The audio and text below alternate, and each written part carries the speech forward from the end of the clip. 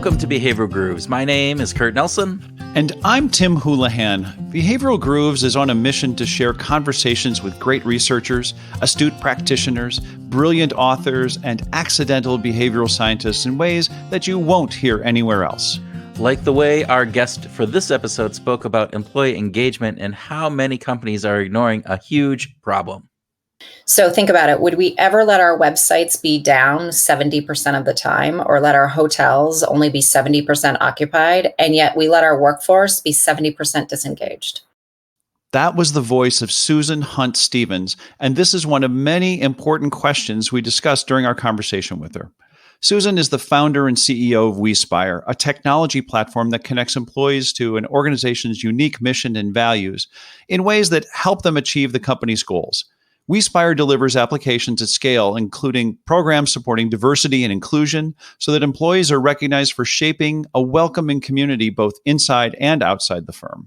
We talked to Susan about her observations on the value of building diverse teams, the creation of a psychologically safe workplace, and most importantly, about the ethical application of behavioral science in our lives. Susan's insightful comments come from a mix of her passion for the application of good research and her desire to help build productive, profitable organizations that treat their people with respect. We want to give a special shout out to Emily Wagner. Now, she is a regular listener to Behavioral Grooves, and she totally turned us on to Susan's passions, insights, and the work that she's doing at WeSpire. So thank you, Emily. We are grateful for your recommendation. And Susan radiates optimism about the future, whether it's virtual or in a shared space, and we're excited to share that. We also find that practitioners bring an important perspective to the podcast. Susan is definitely familiar with the literature, but in her work to serve clients, she needs to find the quickest, most efficient ways to assess situations and develop solutions. For example, Susan uses a simple 7-question survey to assess the levels of psychological safety within an organization. Her efficient and practical nature is to be admired. And after you listen to this conversation that we had with Susan, Kurt and I will groove a bit and offer some after-the-moment thoughts on what we covered with her. Then we'll close with a bonus track and a groove idea. So we're mentioning it now so that you can stick around for it. With that, we encourage you to sit back with a fine glass of psychological safety and ethics and enjoy our conversation with Susan Hunt Stevens.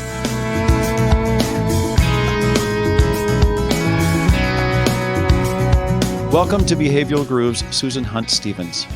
Thank you. It's great to be here. We are glad to have you here, and we're going to get started really quickly with a speed round. Kurt, do you want to start, or should I start? No, I'll start. So do you prefer coffee or tea? Tea. Okay. Would you rather have dinner with your favorite sports star or favorite musician? Musician.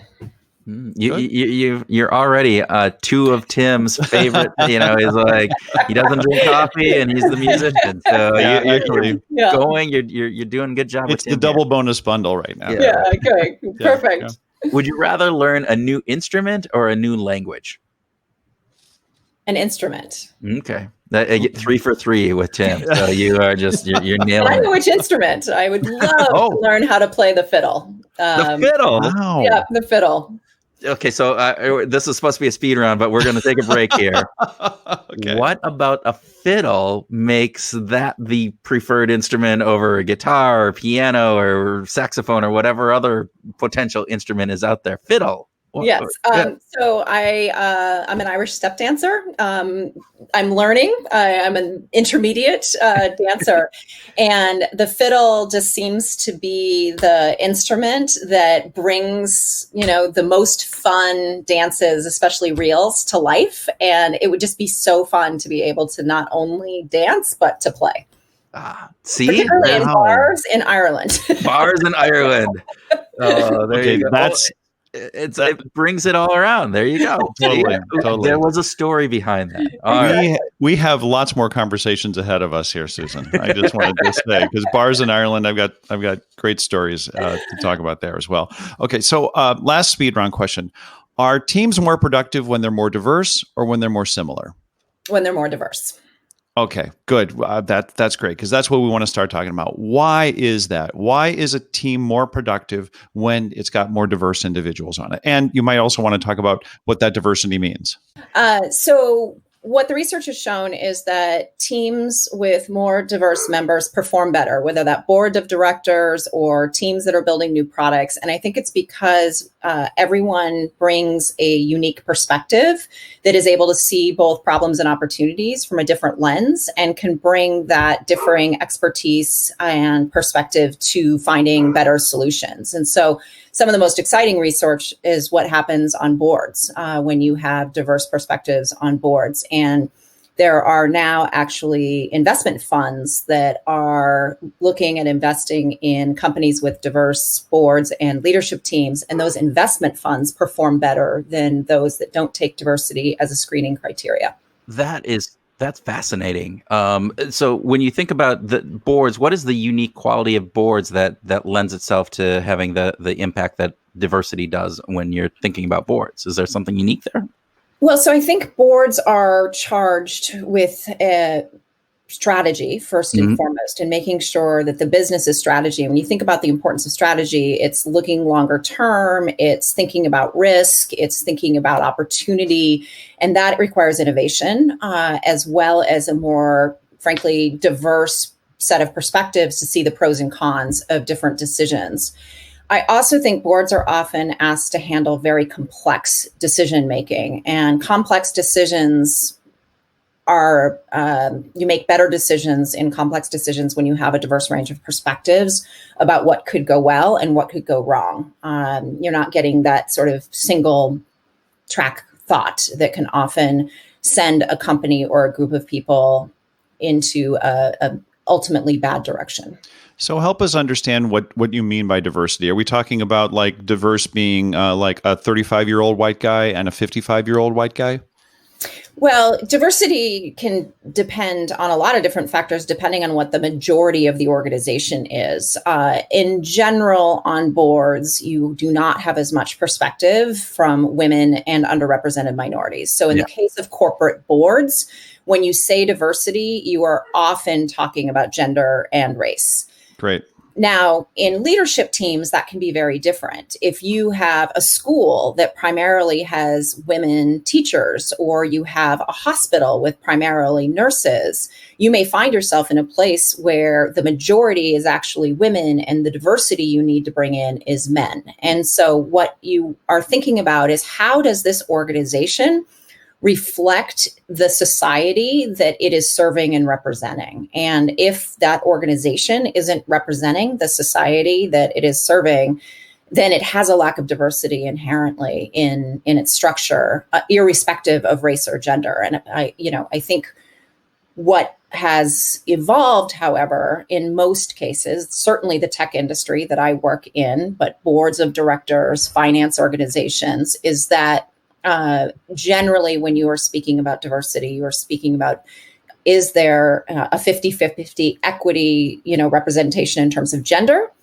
And given the U.S. population ranges in different states, different areas in terms of minority representation, but in some states is majority minority, does your board reflect that? And that's what you should be aiming at, is really thinking about, does my organization reflect, the world that I am serving, living in, and part of? Yes. And how difficult is that when your company is tasked with this? Are these pretty simple things to figure out and implement solutions around, or is there a lot of friction in making them happen, or is it just hard work? Well, certainly we have been working on the issues of gender and racial equity for years, and in some cases not making much progress. So by default, I would say this is clearly an entrenched, challenging problem that we've been trying to solve, and in some cases are solving it better than we used to, and in some cases making no progress. As a practitioner who works with organizations to help to uncover what is driving or hindering success in the areas of diversifying leadership in particular, and diversifying employee base, I would tell you that it is certainly not impossible. It is very, very doable to do so. And it's not as hard as sometimes people make it out to be. But it does require consistent attention over time. And I think what happens is a lot of organizations make an effort for a short period of time to do one or two different programs to try to solve the problem, and then are surprised when 12 to 24 months later, this problem that's existed for years and years and years isn't solved. And the most successful organizations that we've seen who have embraced diversity and have really made it part of their culture and their values and have been successful are those that have really taken a systemic, long-range approach and who also have set very often at the time seemingly audacious targets, and then measured consistently how they're doing against those targets, but have stayed the course even when it got hard. And so, I would tell any board of directors, you can absolutely achieve gender equity in your organization. You can absolutely achieve racial diversity, equity in your organization, but you have to be committed to it and you have to work on it for a long time. And most importantly, what we've found in our work is you really have to start to uncover what is standing in the way of people who are in the minority being successful. And this is where some of the most exciting work that we've done has emerged. Yeah, talk a little bit more about that, because I think that it parlays itself out into, I think, a lot of the conversations that are going across the country right now, given George Floyd and everything else that has gone with just the systematic biases that we have and some of the systemic elements that are going on with that. And it seems to be, as you mentioned, this idea that, hey, if you look at corporate boards across America, just, did a quick Google search, under, 25% of corporate boards are women on board. So that's definitely not representative. And yet we know we've been focusing on this for a long time. So there's something going on beyond some of the, first level of looking at this. There's some probably underlying aspects. And so would love to hear a little bit more about that. Sure. So I'm going to start with the two aspects that are most important to understand as to why inequity exists. And the first is that there are policies and practices that have entrenched inequities without people even realizing it. Mm-hmm. And so one of the things you have to do when you're going to tackle any form of equitable workplace is to understand which policies and practices are affecting equity the most and start to really attack those policies and practices.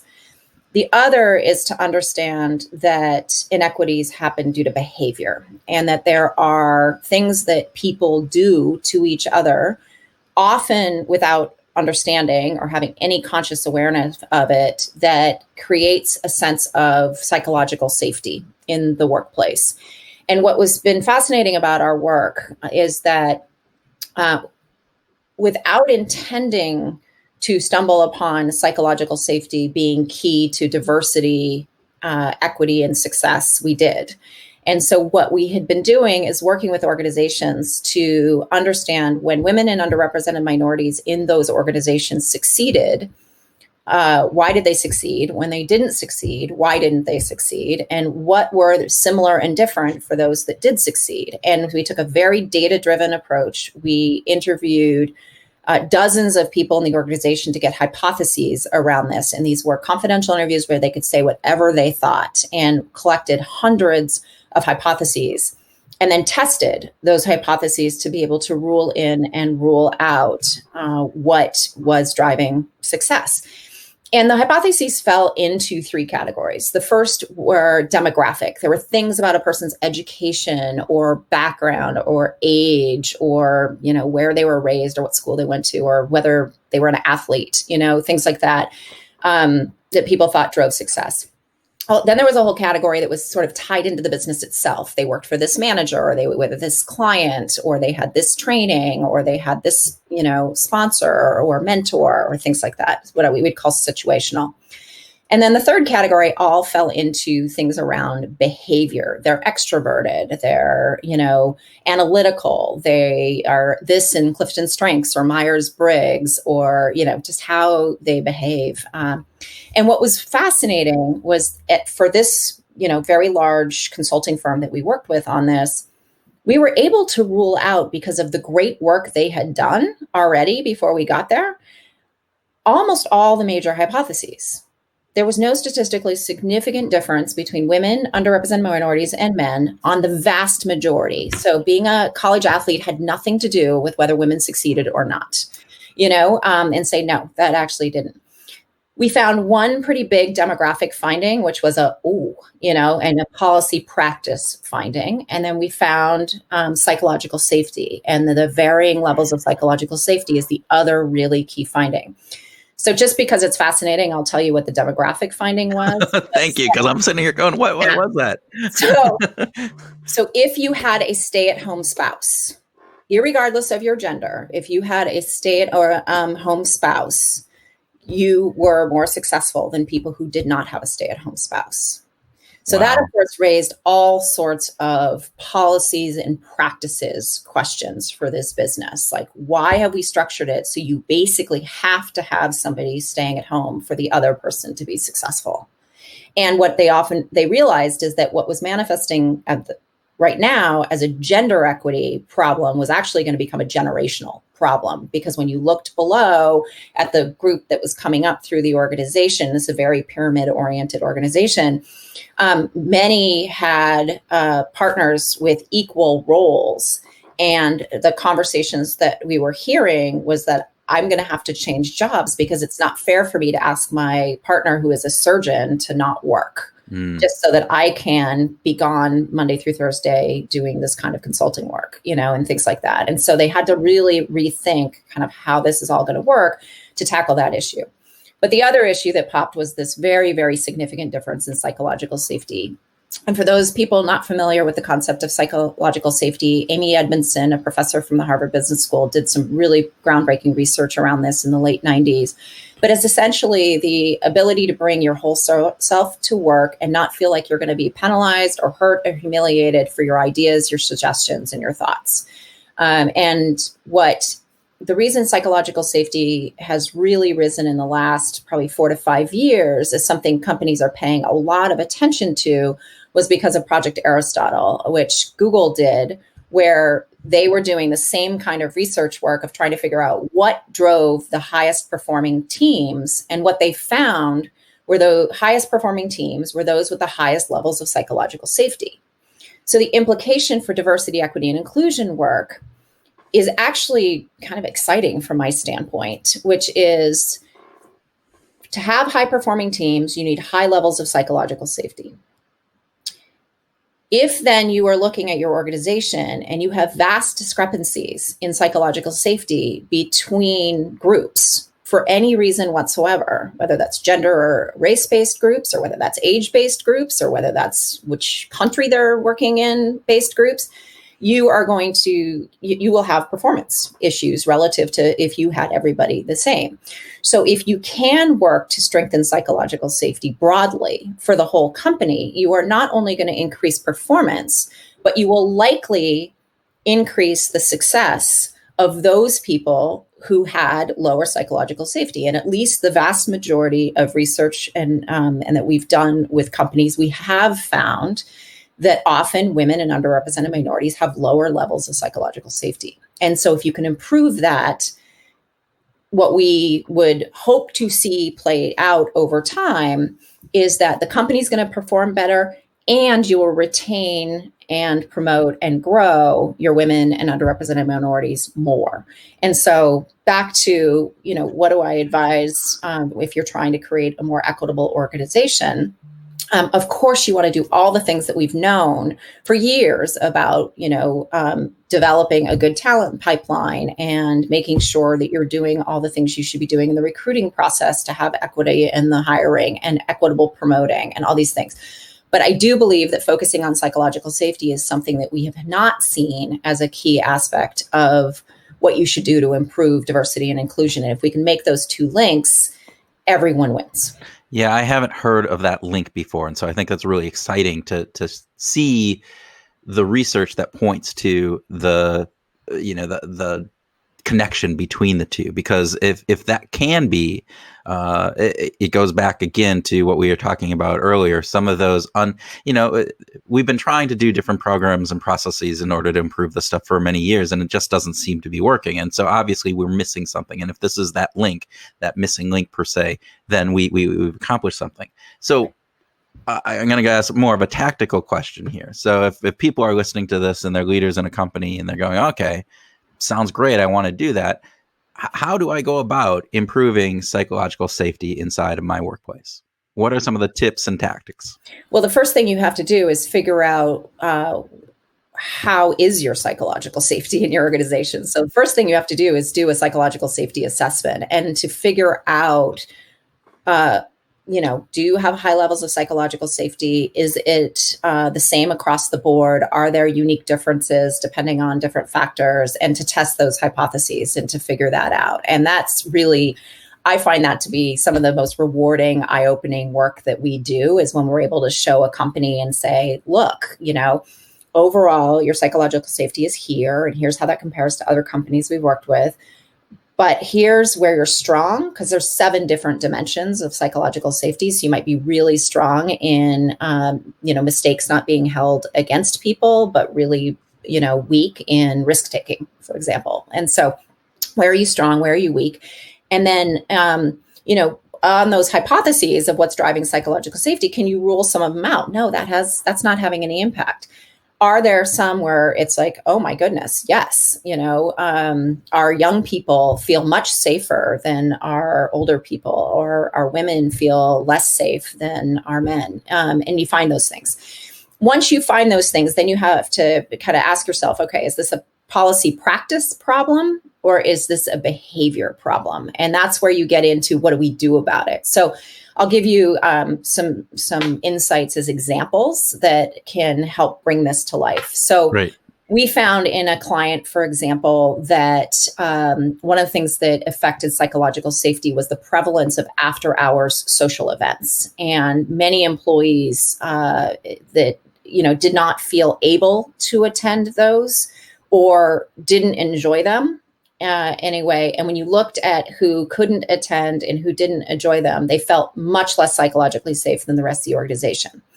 Now, that does not mean you should cancel all after-hours social events as a workplace, but what you need to understand is that an after-hours social event is not meeting the needs of all your employees and isn't giving you the ability to connect, network, and do all the beautiful things that back, when we used to be able to meet in person, we could do.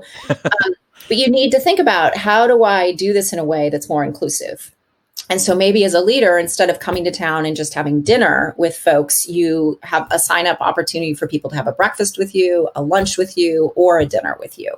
And that's a practice that you could do that enables everyone to go irrespective of their schedule, or at least to flex around it. And that's a practice you could change. On the behavioral side, as somebody who will wiggle my pen back and forth or flip my foot a ton in an organization, I didn't know that that's sending a message of hurry up, I'm tired of listening to you, get to the point. And if somebody is sitting there having a conversation with me and I'm doing those things, completely not realizing they're not feeling safe in that conversation. They're not feeling respected or listened to, it's like I can't be bothered, which is not how I'm trying to make people feel. But if I'm not cognizant of how certain aspects of my body language, one I think we all face is laptops.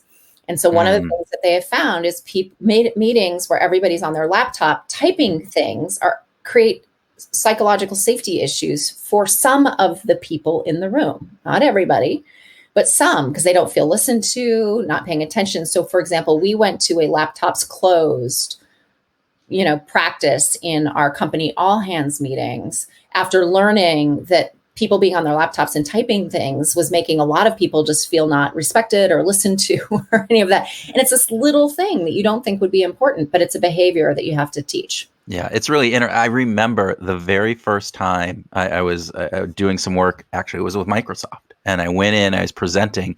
30 people in the room. 28 of them pulled out laptops and opened them up as I'm presenting for 45 minutes. And it was the first time that I'd had that happen. And it was just discombobulating. I didn't know how, are they paying attention? Am I boring them? Because every once in a while they look up, but then they go back down. And so it's very different. So I'm one of those people that is probably on that side where that, you open up your laptop and that conversation with me. Now that was many years ago. And I think it's become more, common, and so I've adjusted my. And my you own become more thinking. jaded. Basically. I've become more jaded. That could be too. Exactly. Another one that we don't think about, but when you're in a meeting and you're with a group and the group is making a decision, some people are perfectly comfortable jumping in with their thoughts about the decision. Other people just never will. So as a leader, what you should do when a decision is being made is go around the room and ask everybody, we're making this decision. How are you feeling about that? No. And solicit their thoughts. And that's something that is a psychologically safe decision-making practice that helps those people who aren't naturally loudmouths and comfortable, jumping in a conversation, not dominate the decision-making. Yeah. And it may turn out that the very quiet, very thoughtful person who would not have said anything actually is the one who brings up the most salient, critical thing the rest of the room hadn't thought of. But if not given the opportunity to speak, by welcoming the person to speak, they wouldn't have said a thing. Yeah. It sounds to a degree like you need to be a good facilitator, right? A good facilitator training are those people who make sure everybody's engaged, make sure everybody's feeling like they're contributing and that they can be heard. All of those kind of factors that go into being a good facilitator probably go into making a good leader to be psychologically safe. Absolutely. Also, things like we've found in some of our research that last minute work creates a lack of psychological safety for a decent number of people. And so being a manager who effectively plans, so you aren't always throwing things at your team at the last minute, can have a huge impact on psychological safety. Being open and authentic about your own failures, that's something that's almost terrifying to do in the workplace and not something you would think of as a really good management or leadership practice. Wait, share all the times I failed. But if you want your organization to take risks and know it's okay to fail, if you're not sharing your own failures, how can you expect people to feel like it's okay to fail? And so these are practices and behaviors that if you can not only identify are important and reinforce doing, and then create a culture around that, you're going to improve the behavioral aspect of psychological safety, in addition to dismantling some of those practices and procedures that are creating barriers you might not have even known existed. I think about it from the perspective of behavioral science, we know that humans have biases and blind spots. And to what degree do you need to overcome individual, especially leadership, blind spots of, well, that's not me. That doesn't apply to me. Whatever they're talking about, that's really not me. I'm good about this or that, or I treat everybody really well, or whatever kind of rationalization that we're so good at. That we are really super effective rationalizers. To what degree do you encounter that in your work, Susan? And how do you overcome it? By the way, so certainly we encounter people who have never been given the gift of 360 feedback. Having 360 feedback in an organization is a commitment and is a process. And what we tend to find is that you will often have been getting feedback from your superiors, but not necessarily your peers or your subordinates. And so you have a very skewed perspective of your performance because it's only coming from one direction versus coming from others. And so unless you have an organization that has a really good 360-degree feedback process, you are going to have blind spots about your performance and what you do. So I think 360s are actually an extraordinarily effective way for people to reduce their blind spots. We also hear that psychological safety is affected based on the quality of the feedback. So just because you're getting the feedback, if the quality isn't good, and how to give good feedback, I mean, how often are people taught that? It's not as common as you would hope or think. And given how often we do have opportunities to give feedback. So certainly the other way to help ensure on your team that you are getting good feedback from peers and the people who work for you and, and who you work for is you have to ask for it first and foremost. But the other thing is make sure people have been taught how to give good feedback. The easiest thing is to be like, you're doing great. That's not helpful. That's what I always tell Tim, hey, you're doing great. Good job. Keep it up. All right. Exactly. But how it's working. Yeah, exactly. How, and so when I think about behavior change, and we're big proponents and adherents, have designed our whole platform around BJ Fogg's methodology for behavior change. I think it's such a simple framework to help understand what you have to do when you're trying to motivate and inspire any sort of behavior change, is first and foremost, increase people's ability to do what it is you want them to do. Then you have to increase their motivation to do it. And then when those two things are optimized, figure out what are the nudges and the triggers for that to happen. And so just training people on how to give good feedback. Okay, that's great. That increases their ability. But now what's their motivation to do it? And what's the nudge or trigger that gets them to do it?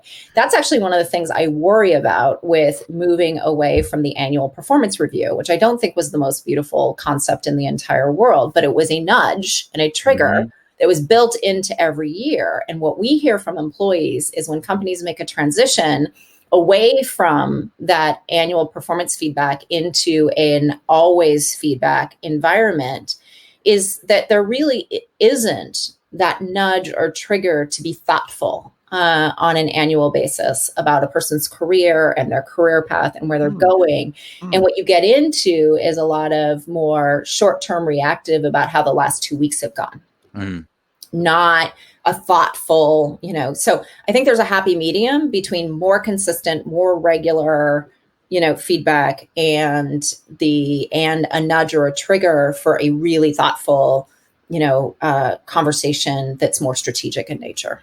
Two things I want to ask. One is kind of going backwards, because you mentioned briefly that there's 7 dimensions of psychological safety, and we didn't talk about all of those. And so I don't know if all of our listeners know all 7 of those dimensions. So I'd like to get that. But then I want to bring that back and then talk a little bit more about what you're just talking with this behavior change, and get your thoughts on how technology is playing into that. Because I know you guys are doing a lot of work with that component of it. So maybe we take a step back and just talk about those 7 dimensions, and then bring that back forward into some of the technology aspect of this as we're going.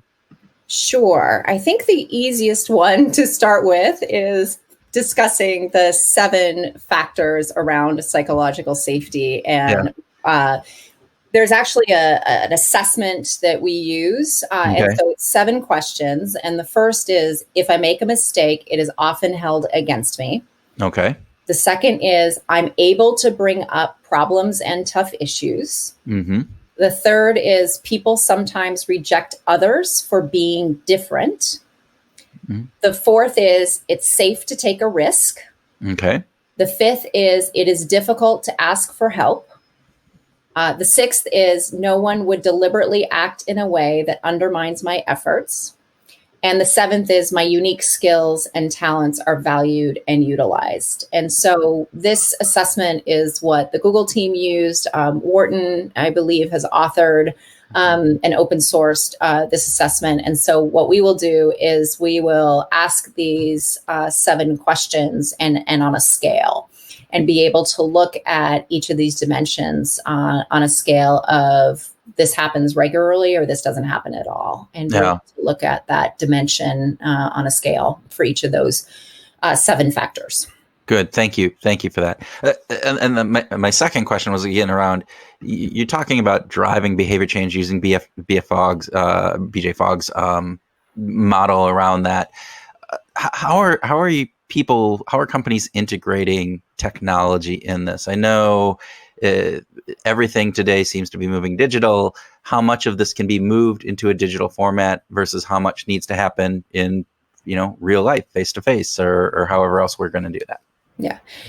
Well, certainly technology, and WeSpire's technology, delivers these behavior change programs digitally. But what we're doing is trying to motivate and inspire people to change that behavior in real life. So So Right. we're using technology to motivate and inspire a change that is taking place, offline.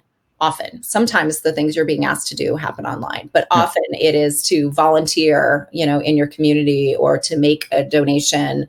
That is often more digital these days versus, but another might be to turn off the lights, to save energy, or to, one in the area of psychological safety we're talking would be to notice when somebody's interrupted in a meeting and pause the meeting so that they can finish their sentence, and those behaviors. So what digital does that is really, really powerful is you're able to organize the changes into essentially pathways and micro choices. And then you're able, in our case, to put game mechanics, social mechanics, personalization, feedback, recognition, sometimes rewards, depending on the company, around those behaviors. And so you're using a template essentially of what we would call a campaign or a competition to increase people's ability to do something, but also to add in all those motivational hooks to get them to do it. And then all the communication-based nudges and triggers to get them to do it at the right place and the right time once their ability and their behavior is optimized. So we focus in 4 different areas and run behavioral programs in sustainability. So getting people to save energy, waste, water, and fuel at work and at home. Social impact, which is getting involved in their community, voting, community engagement, the UN Sustainable Development Goals, then well-being. And we take a very holistic approach to well-being. So it's, of course, fitness and healthy eating, but it's also stress and stress reduction, social emotional well-being, and financial well-being. And then this last area that we work in is this inclusive culture space, where it's really raising awareness of everything from how to be an ally to implicit bias, to some campaigns that we've launched in the wake of the murder of George Floyd around anti-racist workplaces, and really helping people understand the difference between being an ally and being actively anti-racist. And those are behavioral differences.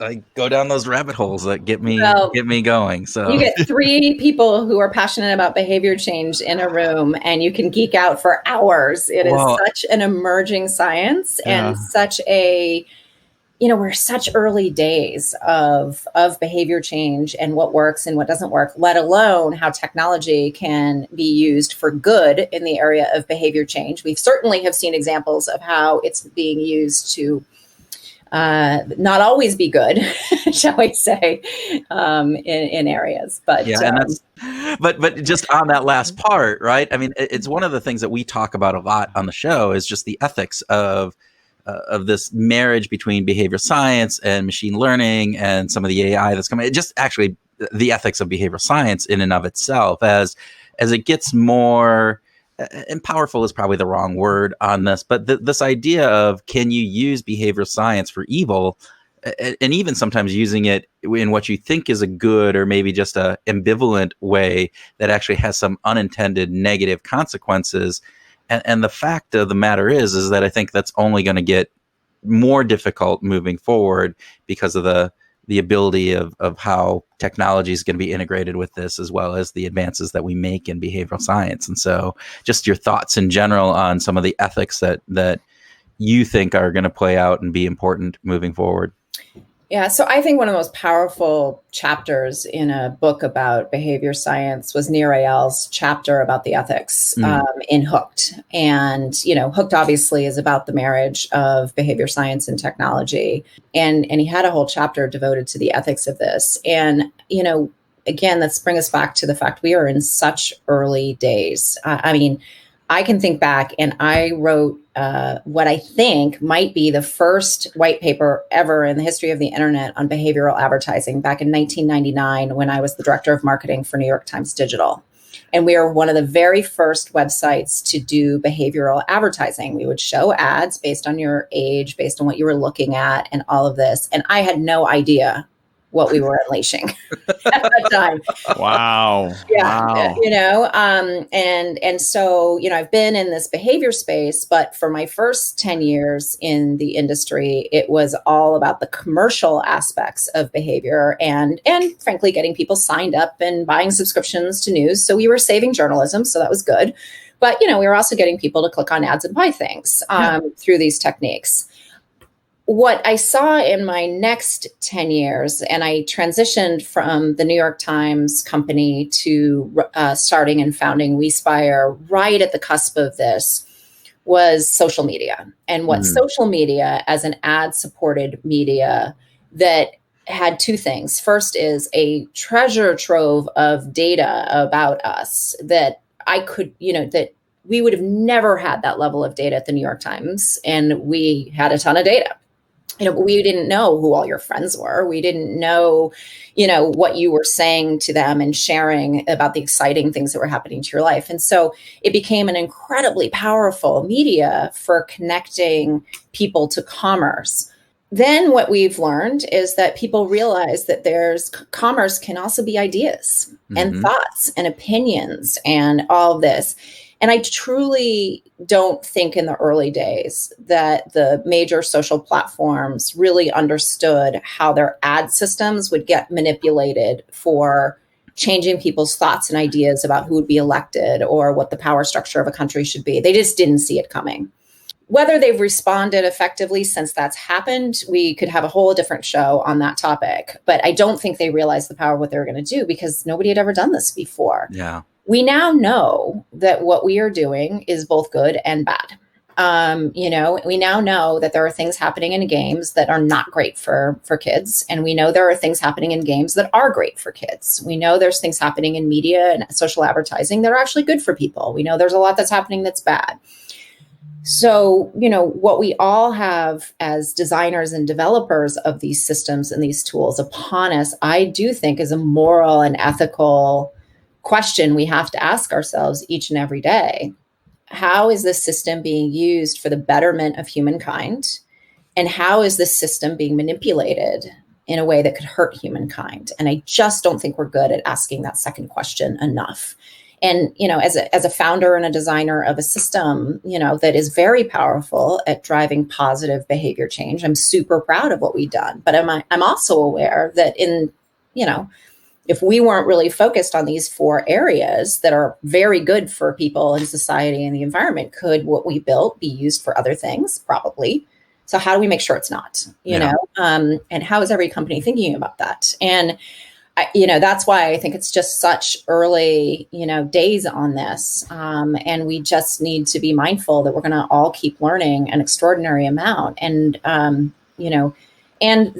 this is where I get to the policies and the practices side of things. And I'm going to go back actually to an equity example on this, of where regulation is sometimes good. One of the most important pieces of regulation that benefited me was Title IX. And I am and was a college athlete because of Title IX. And if I had been born even 5-6 years earlier, I probably would not have been, because it was a piece of regulation that basically forced equity upon a fundamentally inequitable process of funding sports in schools. And it opened up, therefore, the opportunity for women to play soccer and softball and all these things. And many more women became athletes as a result of that. And so to change the system, we really did have to change the policies and the practices and the regulations around the system. And so as we learn more about behavior and how technology and behavior is connected, how powerful it can be, how it can be used and leveraged with data and media, I do think we're going to have to come up with a regulatory framework. And the choice is going to be the industry figures out an appropriate regulatory framework for how these things happen, or government's going to have to do it. And, I would love to see our industry come together and come up with a code of conduct and a code of principles for how we do things. But I also know that would be in a very complicated process. And I do think that one of the things that is happening as big tech is being hauled in front of Congress is there's some very smart people at the government level realizing that we probably need to do some things differently, knowing the consequences of a completely unregulated environment in this space. Yeah. I'd like to go back to the 4 pillars that your business is built on. And I'm wondering, kind of given this conversation around policy, around ethics and morals, is there any part of these four pillars that you feel are underrepresented or undervalued in the market today? Yeah. So it's interesting for us because we started with the sustainability pillar and really running sustainability engagement initiatives for the world's largest companies. And then when the UN SDGs came out and created a much more unified framework where the Sustainable Development Goals are not just about climate, but they're about health and well-being and equity and innovation. We saw our companies beginning to see these things in a more unified way, and therefore our platform needed to run their programs in a more unified way. And it's a much more robust, exciting, wonderful, and effective, frankly, platform now that all four of those are together. And certainly the advent of everything related to COVID-19 has put health and well-being front and center, and safety. And everything happening in the world of racial justice and equity is putting inclusive culture front and well-being. The thing that worries me is that if we think what's happened in coronavirus is bad, just wait until we're 2 degrees centigrade higher than where we are right now. And I just worry that we are not focusing enough on climate in our corporations, in our towns, in our communities. And certainly we've had an urgent emergency, but the size of climate change, relatively speaking, I think the best cartoon I saw was, it was two boxers in the ring, and it's a boxer fighting COVID-19. And there's this climate change boxer outside the ring that's 10x the boxer in the ring sign, who's getting ready to come over the wires. And so that's what I worry about, is that it's not that it's taken a back seat. I think it's just we're not moving fast enough, given we've got very little time left to make these changes. Well, and climate change has the problem that we know from behavioral science is that it is a long-term impact for behaviors that we're doing today that we don't necessarily correlate the two together. It's the hyperbolic time discounting, all of those factors that come into play. Terrible problem for how the human brain evolved. Exactly. Yeah. So coronavirus, you see it, you know it, and however you take people and their belief systems around it and thinking it's a hoax or not, but there is an immediacy to it, and so there's that getting into the ring. And I think part of this is actually, I think, a different cartoon could have been where we're fighting in the ring with coronavirus, but there's another ring with climate change in it, and we're not even in the ring because it's just so far away. Well, and climate change also has this other problem that you all know is a real issue with behavior, which is it's invisible. Yeah. You see the symptoms, but you can't actually physically see the problem. If you could just wave a magic wand and all of a sudden every time carbon was emitted, it was pink.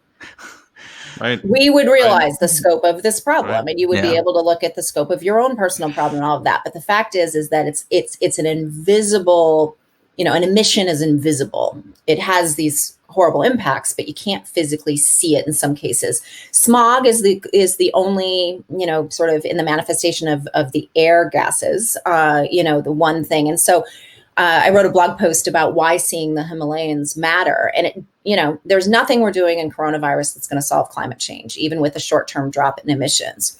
But what I did think is that the ability for people to visibly see the Himalayas who hadn't seen them in 20, 25 years is inspiring and motivating. It says it can be done. It says this problem is solvable. It reminds us of what it looked like before we had this problem. And I do think that's powerful for behavior changes that need to take place.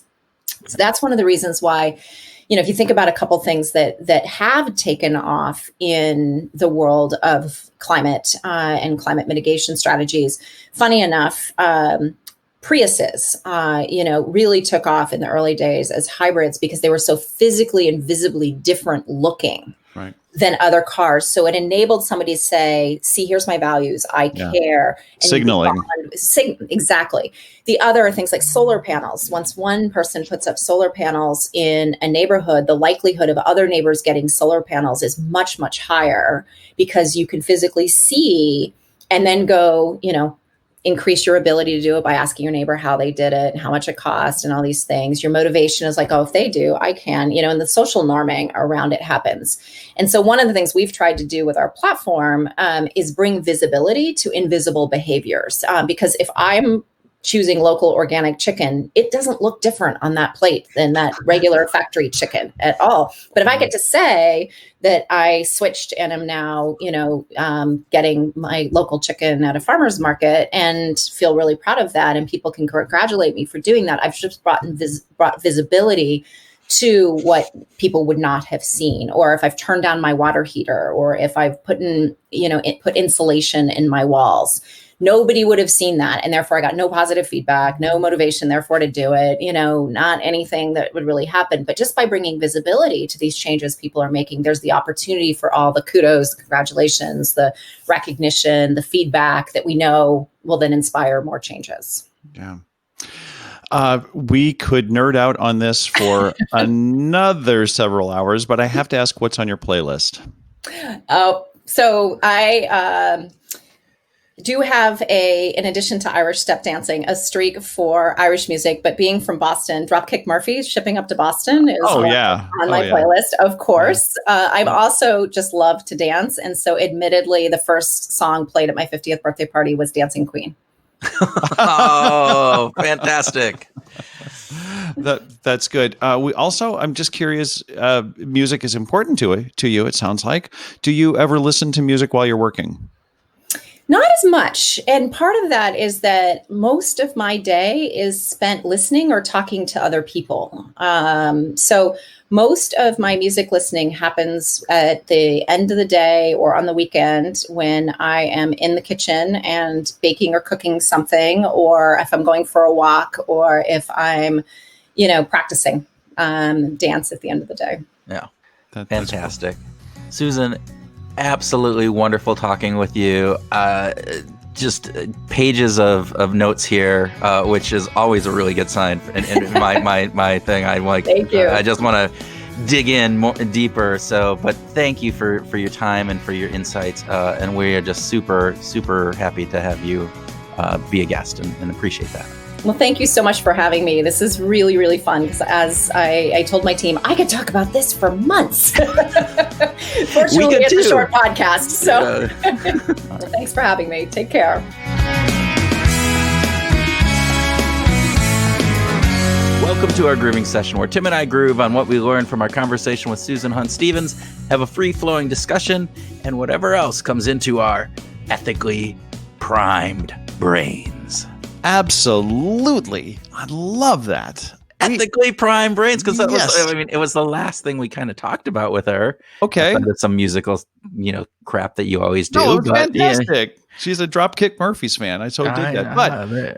But let's talk about ethics first, because that is really, really important, right? If we don't, as practitioners, pay attention to the ethical implications, I think we're just missing the boat.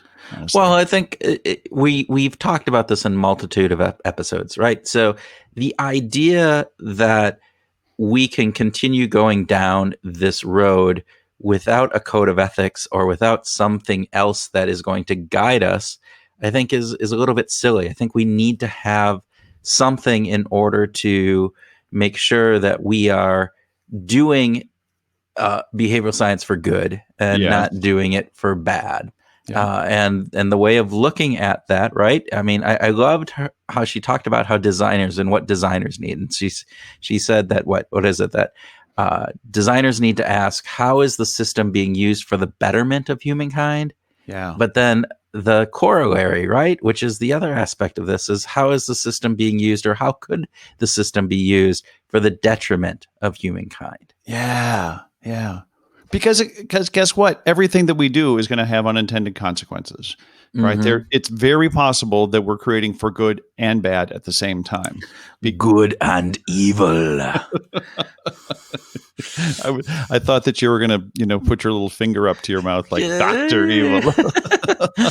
but my cat is in here and I'm stroking anyway. You're actually feeling kind of groovy and not very evil right now. You don't look very evil. Okay, but all that said, we are living in a time when there are many challenges when it comes to designing ethically sound applications, initiatives, and interventions with behavioral science. And Cass Sunstein published a really great piece on this, kind of going through how to nudge for good specifically. Mm-hmm. And it's a good guide, and we'll link to it in the show notes. But gosh, we really need to be careful about it. The one thing that I wasn't super excited about is when Susan suggested maybe there's a need for a regulatory framework for behavioral science. Some kind of the community could create a code of conduct. I like the idea of a code of conduct. I'm not super wild about trying to create a governing body or a regulatory framework. I think the difficulty is the expanse of behavioral science, the ways that it can be used and how it is getting implemented across. And again, from a practitioner perspective, I think you're talking from HR to marketing to advertising to incentives that we do, into policy from a governmental agency, from political, campaigning. So when it's super broad, it's super broad, which is fantastic, which is part of the greatness of behavioral science. The hard part then is, how do you create something that is applicable across all of those fields?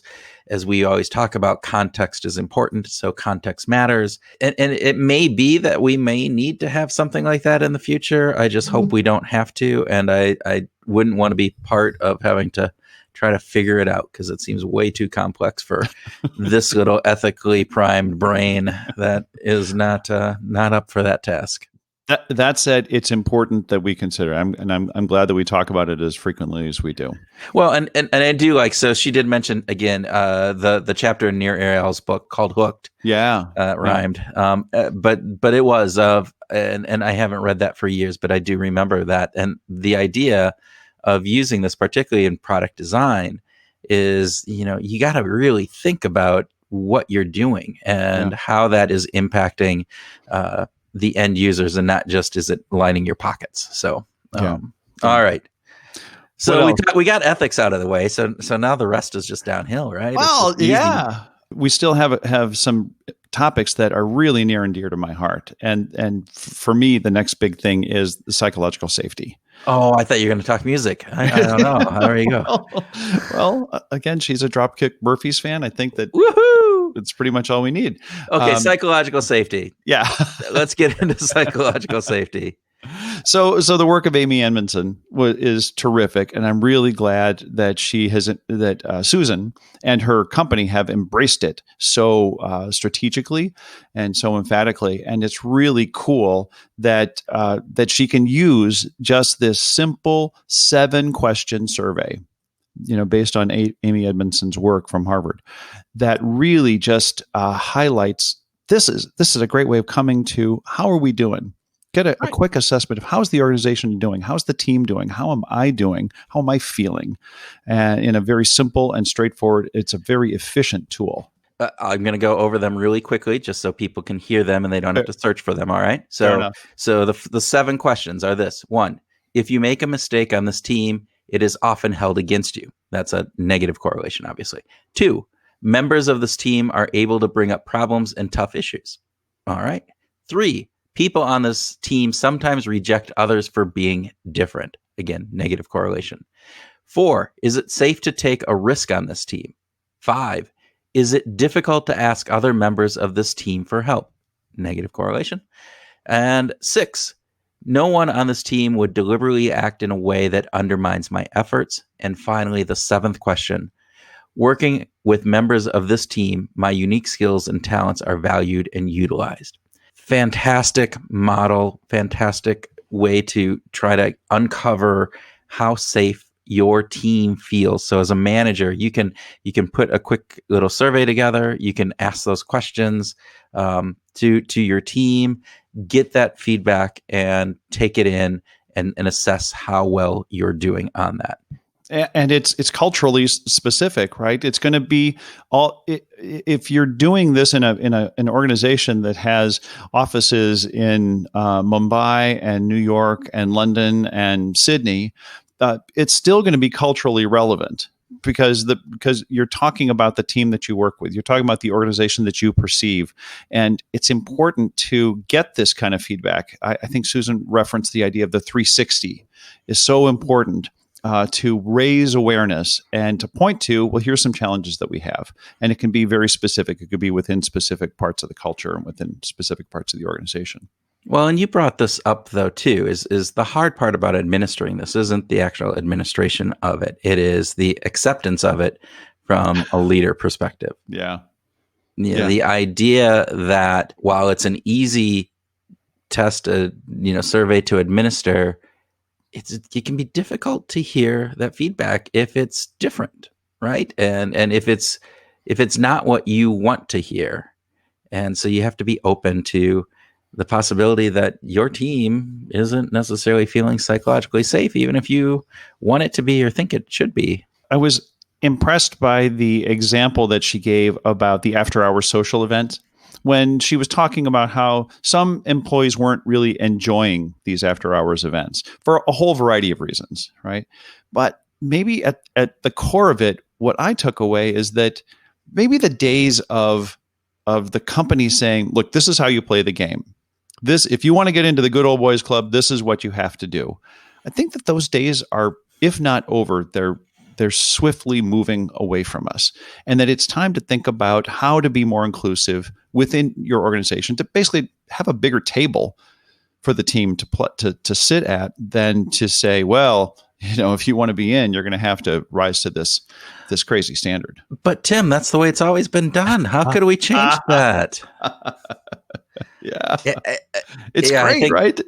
No, there's some fascinating elements of that where we go, it's hard I think it could be hard for some people to hear that, right? It's like, why is going out after work a bad thing? And it's not a bad thing. No, not at all. But it should not be the thing that is gets you promoted versus somebody else because you have formed these relationships with your senior manager. So you have to think through and go, all right, are there people on my team that have families that might be more introverted, that are in a situation where they can't go out after work? And so how do we include them? How do we make sure that they have the same opportunity to bond and belong that everybody else does? And so you're absolutely right. I think the world is changing, and the ways that we used to do things are not the way that we're going to be doing things in the future. And COVID, by just its nature, has kind of jump started that in ways that we weren't necessarily thinking either.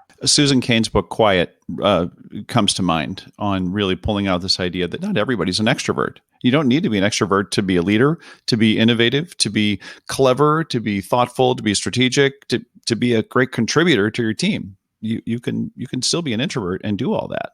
And part of that conversation we talked about is being a facilitator.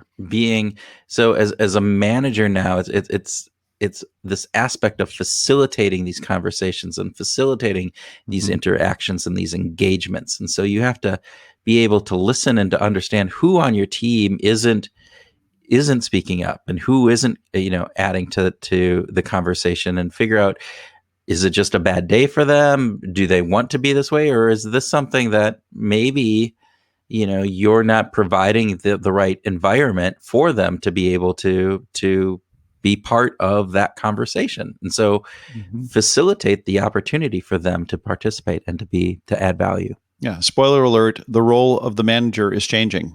I don't. Well, it's not the way that we've always done it. I was never a good manager anyway, so. Well, you're still managing, so. Yeah, maybe in this new world, I'll do better. Maybe. All right. So, anything else on this, Tim?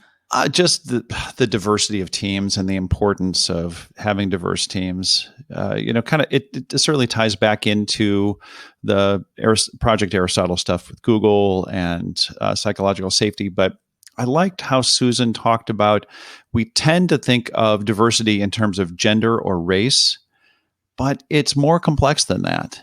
And it needs to be culturally appropriate based on your organization and your teams. I thought that was just a really good takeaway. I liked her when she talked about the hypothesis on what drives success in those three categories. The demographic is your education background, et cetera. Is it the sense of self, right? Your training, mentor, all that kind of stuff, or is it behaviors, extroversion, et cetera? And the only one that they found was, hey, if you have a stay-at-home spouse or partner, that's the only one that was led to like any kind of correlation to success. So yes, the old paradigms are just gone. Yeah, you know, they're just gone. Well, and it reminded me actually of, I read an article, I don't know where, or saw something, maybe it wasn't, but it was I hired a wife, and it led to my, to me being successful. And I don't remember the full thing, but I read the title and I probably misquoted that, but I'm going, oh, this seems weird, right? What is it? And it was actually a woman who, went out and she hired herself a wife to do all of the elements at home, so she didn't have to, in order to, make that happen. Wow. Okay. Which again, it goes back to the stay-at-home spouse or partner piece, right? And so it even gets to the point of, can we offload that? Is there, and again, I'm not saying we offload our spousal duties or different things, no. But all of those factors, I think part of that is like, you're not stressing about getting home to clean the house, to make dinner, to who's doing what with the kids. Are you planning their time and camps and all of the other factors that go at this? So, what of those factors can you outsource, and can you do that? That might be part of what can then lead to success for you. Anything else? I'm just excited to hear, this bonus track. Okay, well, folks, stick around for the bonus track. It's coming right up.